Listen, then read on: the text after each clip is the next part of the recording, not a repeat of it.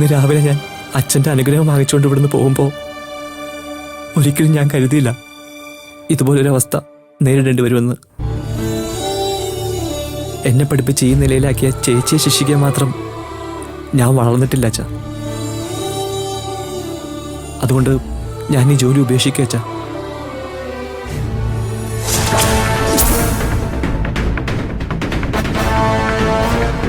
ഒരു മനുഷ്യനും ഇതുപോലൊരവസ്ഥ വരാതിരിക്കട്ടെ.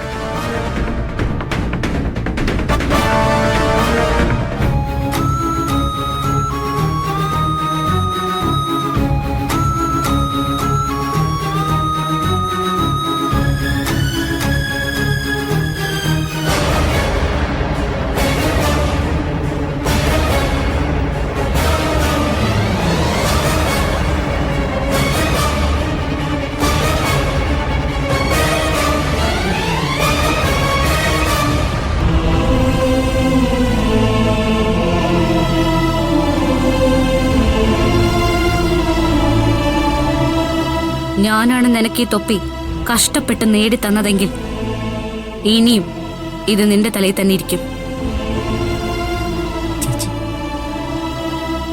വാ ഭരത്തെ.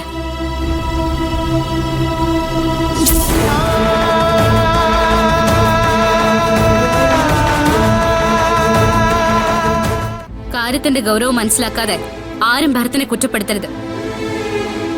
ഞാൻ തെറ്റ് ചെയ്തിട്ടാണ് ഭരതനെ കസ്റ്റഡിയിൽ എടുക്കാൻ വേണ്ടി വന്നത്. എനിക്കതിൽ അഭിമാനം മാത്രമേ ഉള്ളൂ. കൊള്ളാം.